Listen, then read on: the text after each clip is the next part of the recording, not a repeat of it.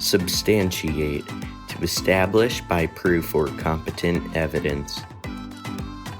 Welcome back to Substantiate. I'm the host, William Glasser, bringing you hypothetical sports matchups every single week. Welcome back to the Substantiate podcast. I'm the host, William Glasser, and if you're new here, thanks for tuning in. And each week, I bring on a guest to talk about a hypothetical sports matchup. If you haven't listened to all of my previous episodes, then you can go find them at www.substantiatepod.com or in every podcast app or website that you listen to podcasts on.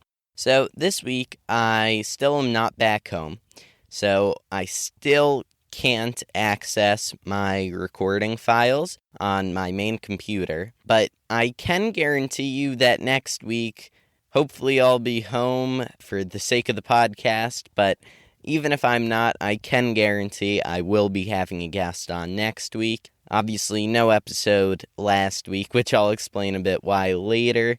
Did some adventurous stuff last week. I never really had time to record an episode or anything, and because I couldn't pre-edit and set the older files I have from a couple weeks ago that I haven't released yet. Anyway, long story, but no episode last week.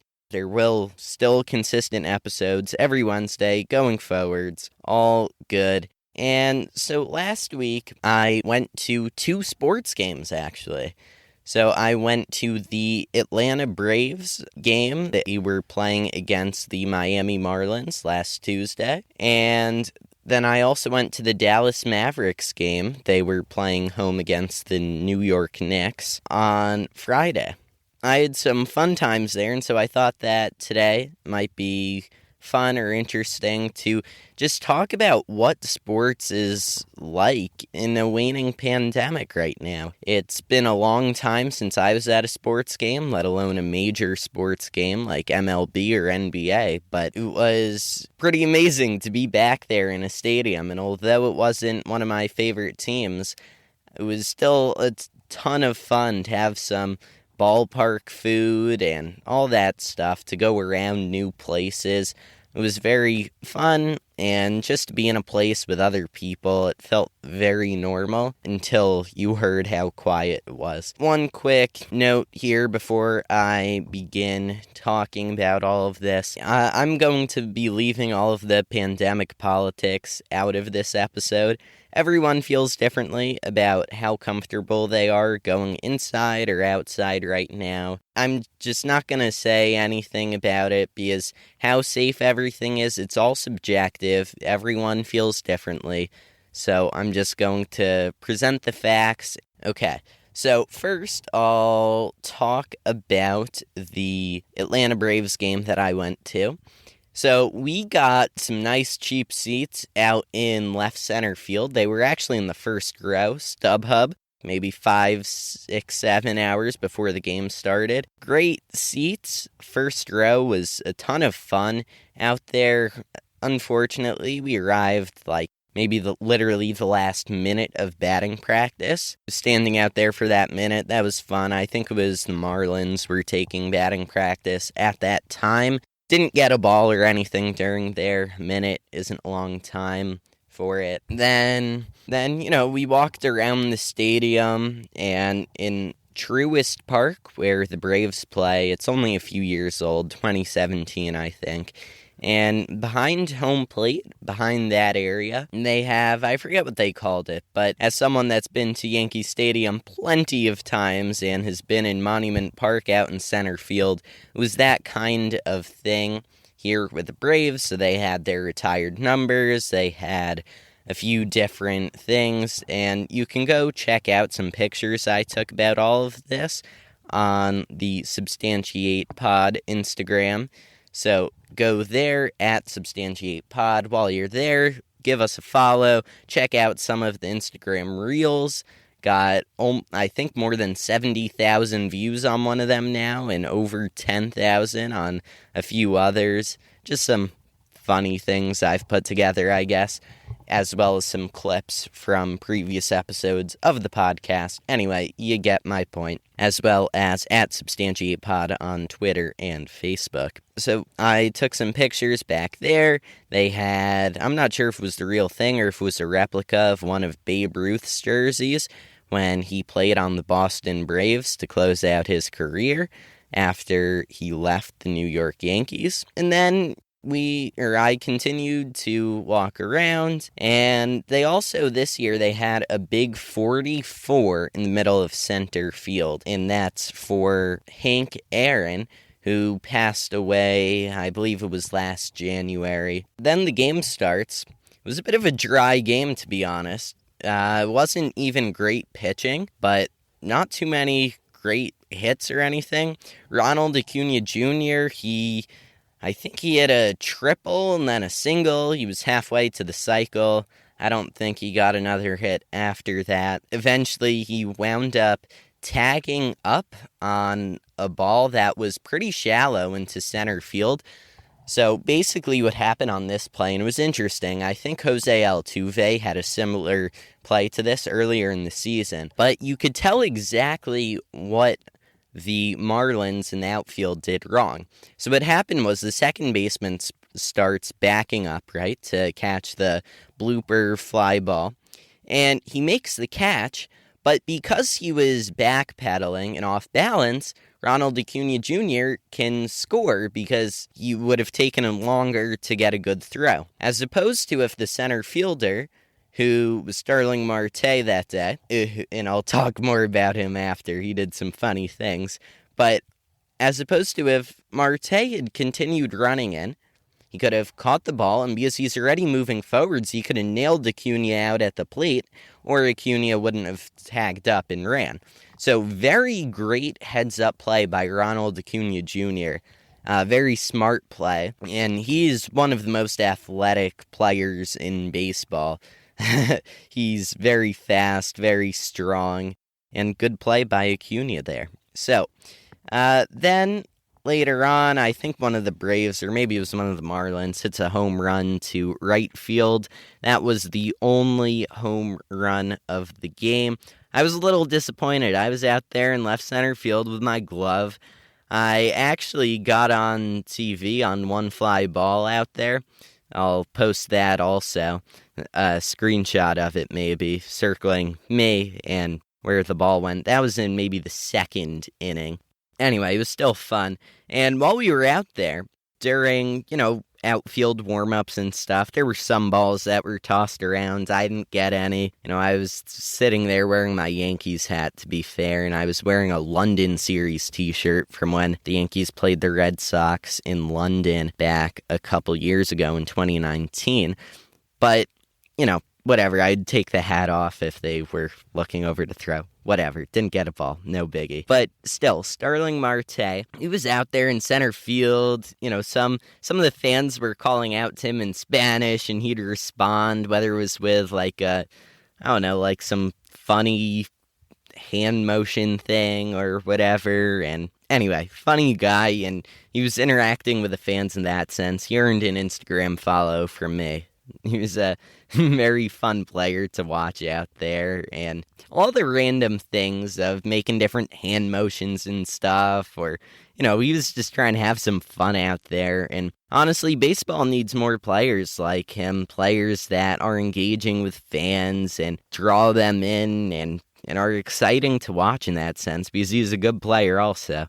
I think he had a home run a day or two after I saw him. Then out in left field for the Braves was Marcell Ozuna, and there were some Braves fans calling to him also, which was pretty funny, calling out to him in Spanish, and he'd turn around every now and then. I have no idea what they were saying, because I am not fluent in Spanish. It was just a bit funny. He'd turn around, smile, laugh, call back, that kind of stuff. And then, honestly, Braves fans, they are pretty fierce.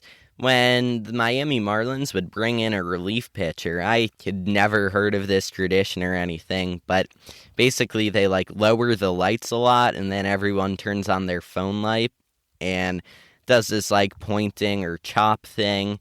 and I had never seen it before, and it was a sight to look at, as well as just some other times, and, nothing beats going out to a ball game, and the opposing pitcher tries to pick off a runner at first, and, usually it would be 40,000 people are booing, but okay, only like 10 or 12,000 people are booing, because it's just a thing. If you don't know baseball, you boo at that kind of stuff.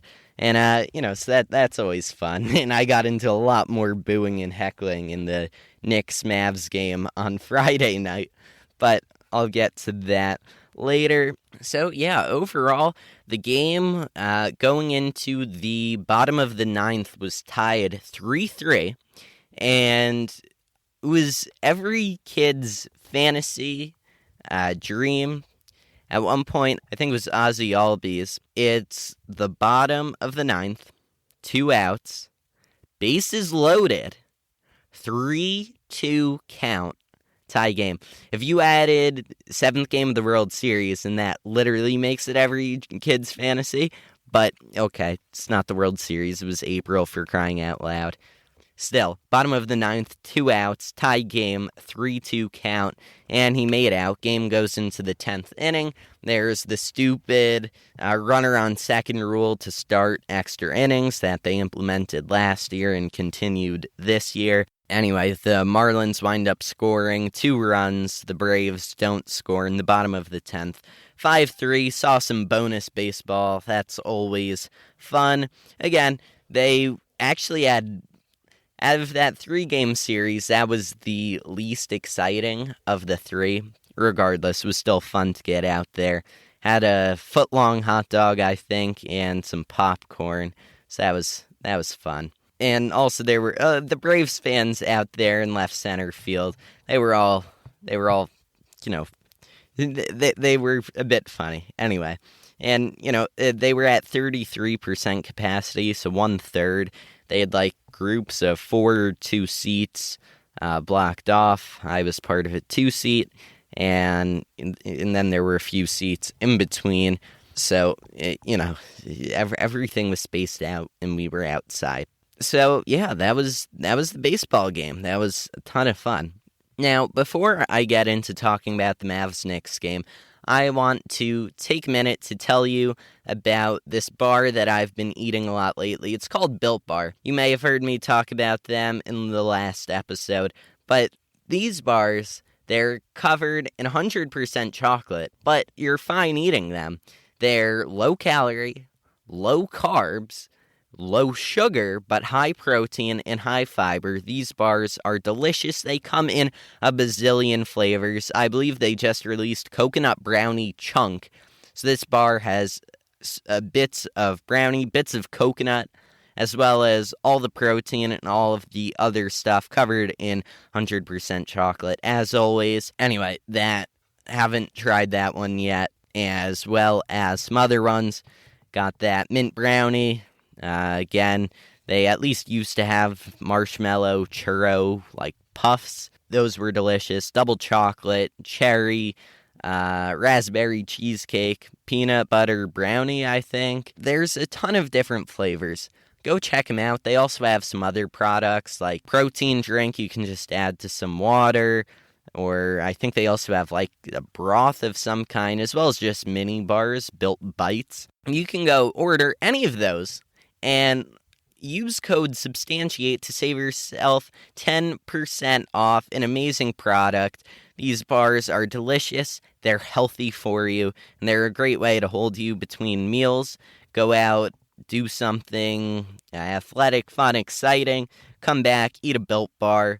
Nice way, get some extra protein, and you can be healthy doing it and also enjoy the taste. So go do that, 10% off, BuiltBar.com, code Substantiate, SUBSTANTIATE,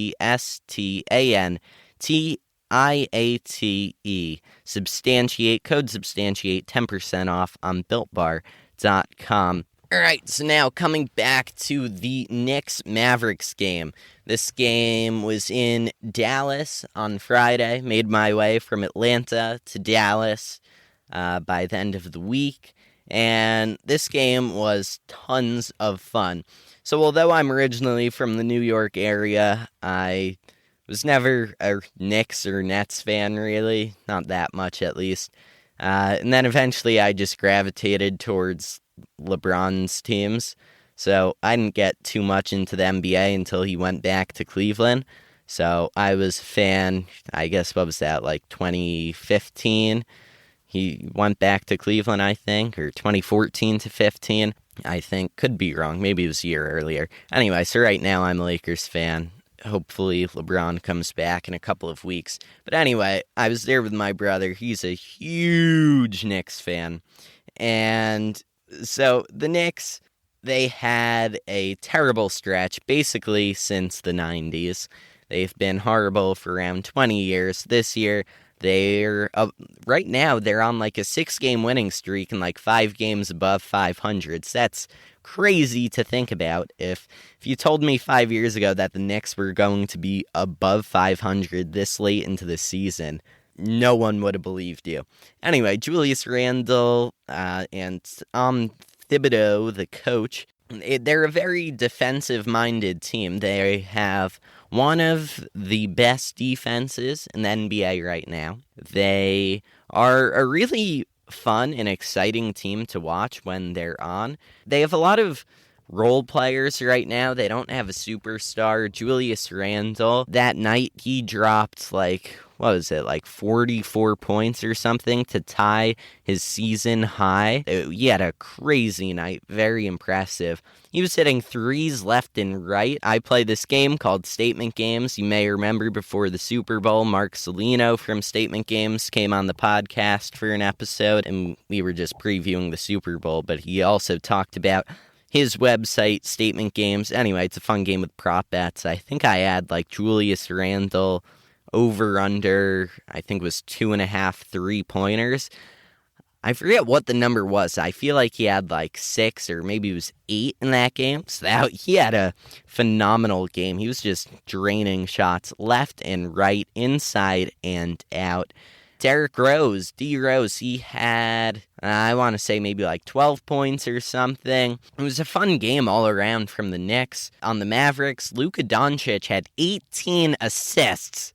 Who else gets 18 assists? That was crazy. He's a phenomenal player. Unfortunately for him, he spent a little too much time making dishes and not enough time making swishes. Anyway, the Mavericks end up losing by, I forgot what the final score was, but I want to say it was like a 6-point game maybe, something like that, like 119 to, I want to say 114, could be completely off with that. But also, Kristaps Porzingis was there. He used to be on the Knicks, was hurt, so they traded him away for virtually nothing because, honestly, the Knicks probably never thought that he was going to be healthy ever again. But boy, were they wrong in that trade. Kristaps Porzingis is really good, and my brother's a Knicks fan, now hates Kristaps Porzingis, so it was funny. Basically, because it was limited capacity in there, and, as well as everything being spaced out, basically what wound up happening was during the home team's free throws, so during the Mavericks' free throws, it was super quiet. So, it's just a thing in basketball.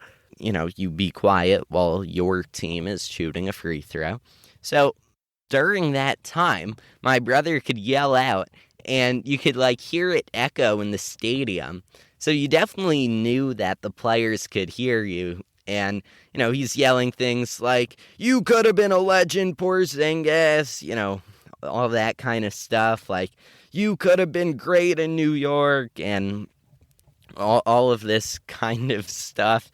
And, just funny stuff. And so then Kristaps Porzingis, he comes back with a flashy dunk, a flashy layup.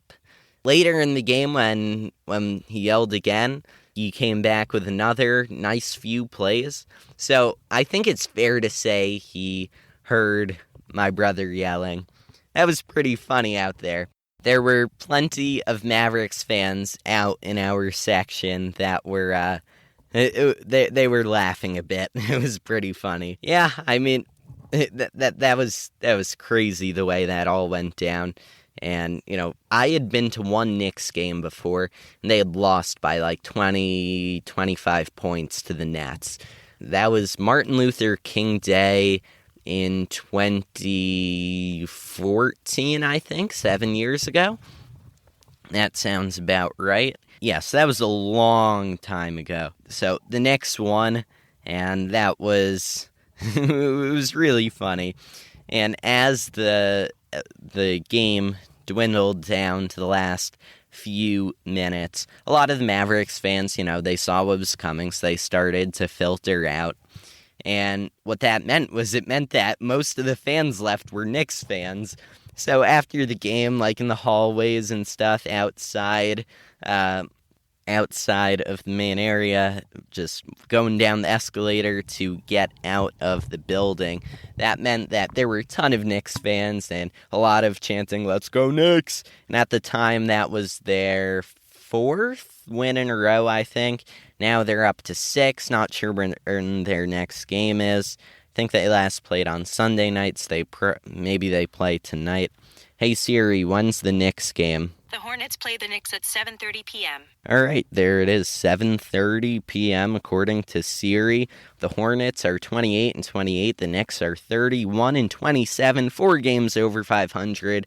The Hornets actually recently, LaMelo Ball was cleared for individual basketball activities, so he won't be back by this game. But by the time you're listening to this game will be over. Unless, for some reason, it goes really late past midnight and you stayed up to listen to this episode at exactly midnight. Anyway, chances are the game is over by the time you're listening to this. So, yeah, I mean, the Knicks, they were pretty hot. Now, one other thing about both of these games, to be honest with you. So, jerseys. The NBA, jerseys. I hate most of the NBA's jerseys. Like the Miami Heat jerseys. No. Pink and blue are not the Miami Heat's colors. You could hear me go on a rant. Why would anyone buy a jersey if they know that next year it's going to be gone, it's going to be a completely different jersey? Why would anyone want that ugly pink and blue Miami Heat jersey? Their colors are red, white, and black, and a little bit of yellow. No. The Mavericks colors are blue, gray, and white, not green. They were wearing those green uniforms. Those aren't their colors. The Knicks were wearing like solid black uniforms with, I think it says like the city that never sleeps or something on the front of the uniform. No, those aren't the Knicks colors. The Knicks are blue, orange, and white. No black in there. I hate those jerseys. If you're the Knicks, all you need to wear is either the solid blue or solid white jerseys. You get the number on them, you get the name on the back. If you're the Miami Heat, if you're Dallas Mavericks, you just wear your regular jerseys. Anytime you've ever heard the word on brand, they're literally changing the colors and everything, and in some cases, the logos and the design. That's not on brand. It's stupid. It's moronic. I hate it. Obviously, you can tell I don't like it if you couldn't tell. Anyway. And then in the baseball game, the Atlanta Braves, they were wearing like some retro jerseys. They've been wearing them quite a bit this year. They're pretty cool. They were the jerseys that they wore back when Hank Aaron played. It was the jersey he was wearing when he broke Babe Ruth's home run record. So they were pretty cool jerseys, white with, I think, blue on the sleeves and a bit of red mixed here and there. Lowercase a as the logo for Atlanta. Pretty cool uniforms. I like them. A little bit of the retro look to them. So unlike the NBA, I was fine with those jerseys. And the Marlins, they were just wearing like black with the like bit of neon blue and pink, to be honest, because those are actually their colors. Not sure where they get the pink from, though. Like, it's more blue and green, but maybe it was blue and green. Maybe things are all being confused in my mind just because I hate the Miami Heat jerseys so much. Anyway, at least it was normal. That's what they always wear. And yeah, so those jerseys were fine. Just trying to think about anything else. Well, I guess food-wise, at the basketball game, again, ate a hot dog, got a box of M&Ms. Nothing too exciting, but that was all fun. And then we walked back. It was late, went to bed, left in the morning. Anyway, overall, fun times. And yeah, so, I mean, listen, considering that the last professional sports game I went to was in February of 2020, and it was a National Lacrosse League game. To anyone that doesn't know what that is, which I'm assuming is most, if not all of you listening, it is indoor lacrosse. Don't get me wrong, that Toronto Rock game was fun, but it is not an MLB or NBA game or NFL game or NHL game. Not even close. So considering that was on my conscience for like 14 months or whatever, knowing that the last game I'd been to was an indoor lacrosse game, box lacrosse, it was nice to see a major sport. That's going to do it today in this episode. Next week, coming back with again, slightly more regular episode talking about a hypothetical scenario. And then, the week after that, we'll continue on every Wednesday. Come back next Wednesday. Exciting stuff. Every week, go check out the social medias, Instagram, Twitter, Facebook, at Substantiate Pod. Yeah, so go do that. I mean, send me any questions you have for a potential mailbag episode coming up. Either email them to substantiatepod@gmail.com or send them as a DM to Instagram or Twitter. Or maybe, I don't know if you can DM a Facebook page on Facebook, but you can do that also. Go do whatever. Just send any questions you want to me about me, the podcast, sports, anything going on. And yeah, so hopefully next week I'll be back in my regular office instead of recording in a walk-in closet. We'll be back next week, and until then, have a good week. Thank you for listening to this episode of Substantiate. The best way to help support the show is to, number one, tell your friends about Substantiate. That is the number one way to support us. The second way is to leave us a 5-star review in Apple Podcasts or Podchaser. Number 3, follow us at Substantiate Pod on Twitter, Instagram, and Facebook. Hello, I'm Anthony. And I'm Dr. Issues. And we're hosts of Capes on the Couch, the podcast where comics get counseling. Superheroes don't always get to go home happy. That's where we come in. We offer psychiatric and mental health analysis of comic book characters. So check us out at capesonthecouch.live and across all social media platforms at Capes on the Couch.